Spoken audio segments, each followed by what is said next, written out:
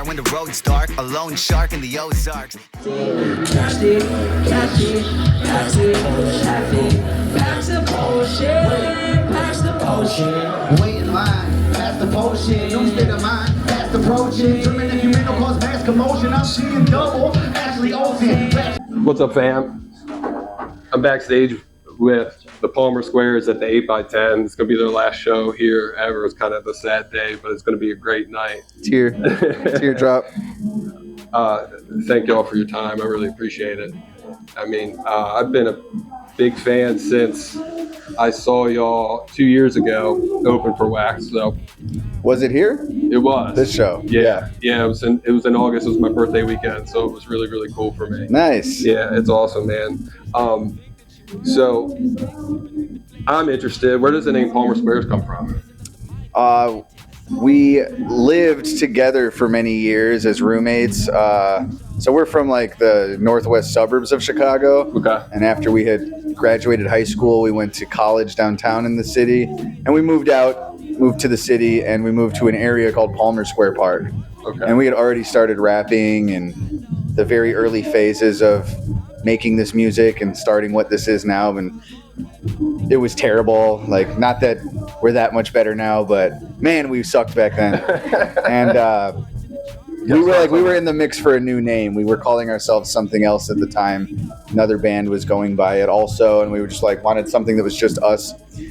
And I would walk through Palmer Square Park on my way to the train to work every day, and it's my new neighborhood. I would see the signs that all say Palmer Square. So it's just like something in front of our faces that was fresh. Sure. And one day it was like, what about the Palmer Squares? Because it's like repping your block like hip hop, but also pointing out that we're us. We're like the nerdy white rapper guys. So we got to kind of be true to ourselves and also like represent where we were from. So it stuck. Okay, yeah, I like it.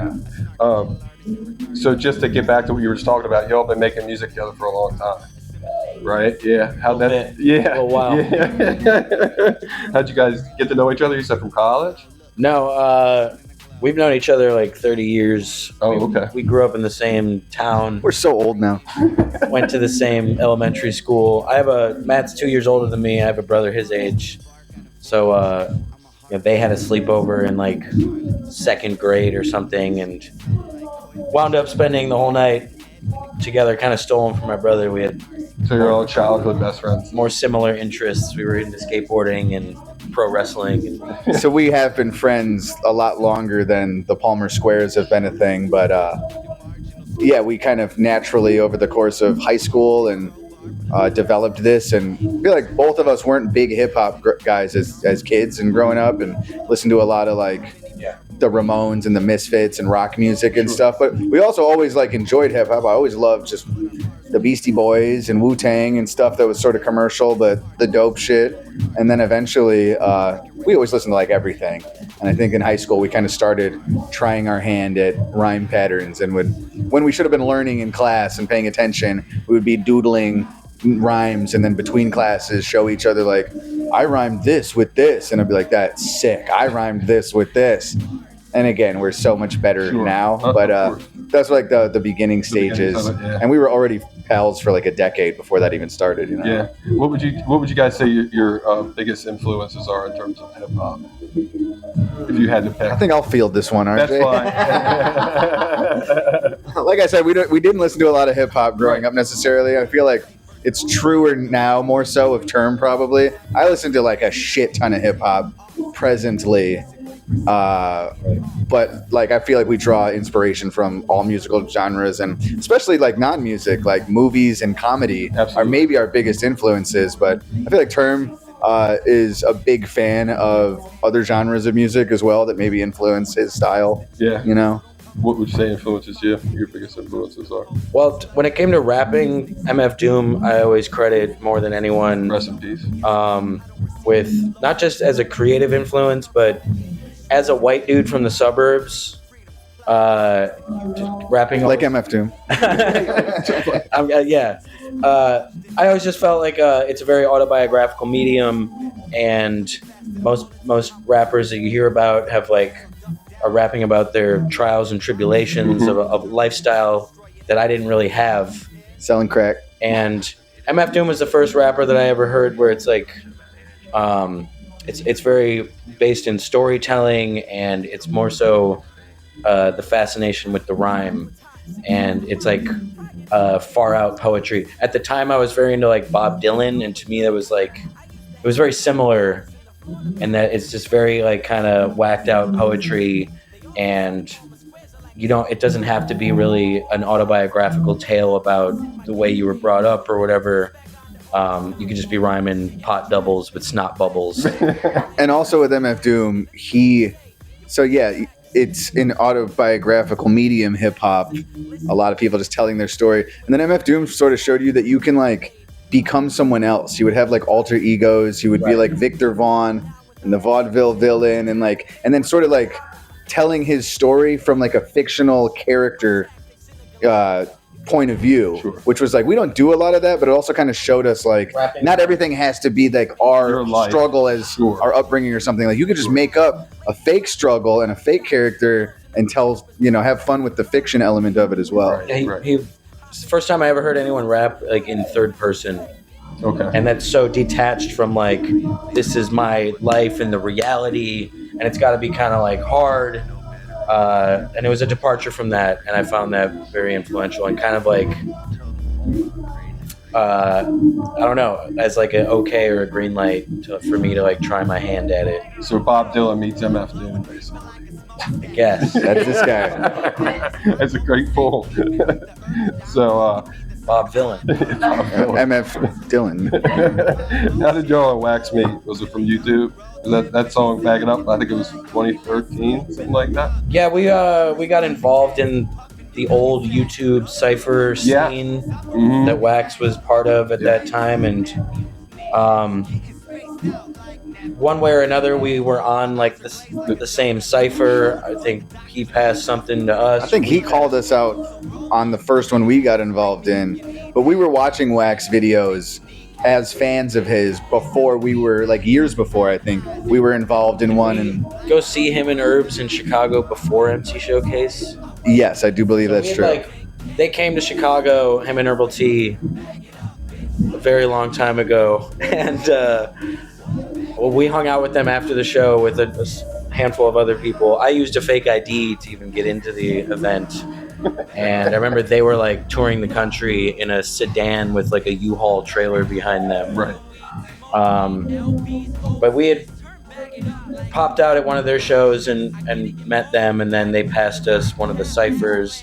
And then we had enough of a rapport where the first time, it was 2012, we went to LA for the first time. It's the first time we ever like played outside of our home state. And we kind of just like hollered at Wax through social media, and he gave us a couch to crash on, and that's when we filmed Holly Weird on that trip. I don't even think we asked, like, can we crash with you? But he was very hospitable, and we, I know it was kind of like we let him know we were coming to Cali for the first time, and I just remember saying, like, we're big fans of yours, like, yeah, we'd met like once or twice, or he had seen one of our rap videos and commented, this is dope or something. We're like, hey, caught Wax's attention. We're sort of like, whatever, becoming familiar, or at least he's becoming familiar with us. We were already familiar with him. And then I said something like, we're going to be there for like 4 days, but we know you're busy, but as fans, we kind of would just love to meet you and be able to kick it if you ever wanted to, if there's a show or something. And he just kind of said, like, y'all can, super open to it. Yeah, if you guys need a place to crash, I could put you up for like a night or two. And then he ended up, I think a couple nights, let us stay at his place with him and EOM. And then we asked him if he could do a one-take rap video with us. We already had like verses prepared to a beat. Right. And I remember Wax like spent like 2 straight days just like writing something. And even it's called Holly Weird on YouTube. And even at the end of his verse, I don't know exactly how it goes, but he sort of just like sputters out, just like like he didn't have an ending, right, because like we just asked him on like 48 hours notice, can you just hop on this? It's our dream for you to rap in a video with us. And then he just like, he really like prioritized it when he didn't have to. He owed us nothing. He gave us a place to stay and gave us this video where I remember some fans were just kind of like, Wax just sort of like seemed like he phoned the ending in or something. I was like, it's amazing that he just like came up with something original for us in a day's notice. And not to speak like too much out of school or on his personal thing, but I know at the time he was going through some shit with Def Jam Records. It was in that era. Sure. Yep. I think he had like a lot weighing on his mind on top of it all. Right. And we kind of just came in like. And for him to do that says a lot about his character. For Yeah. Sure. Absolutely. Yeah, absolutely. That was very cool for us, and it's so crazy to think that was 14 years ago at this point, almost 15 years ago.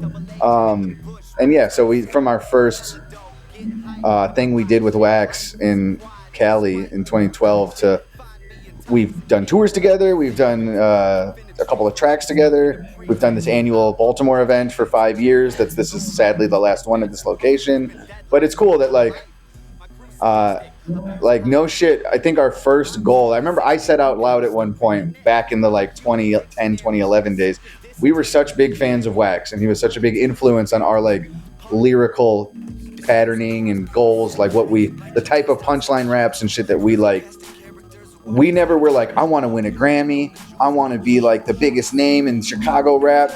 I remember I had said at one point, which we like were in agreement on, I was like, my goal is to just one day be able to do a song with Wax. If that dude who's so skilled is able to like work with us, then I'll know that we're like onto something and we're doing it. You know, if we could get his respect. And then it happened so much sooner than I thought, within like 2 years.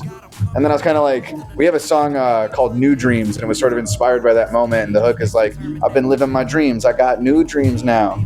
And I was just like, it sort of was in that, was like, I remember feeling like, well, I set the bar apparently kind of low because we're working with Wax. He just did a song with us in 2012. And now it's like, well, where do we go from here? Yeah. Sure. But yeah, shout out to Wax for just always being not only an inspiration with music, but just like one of the nicest guys that we ever crossed paths with. And it's nice to be able to still be working with him all these years later. That's awesome. We're just like goofing on how old we're getting. And I was busting his chops. I'm like, dude, you're almost 50, which is like hilarious to say because he kind of looks exactly the same as he did in 2012.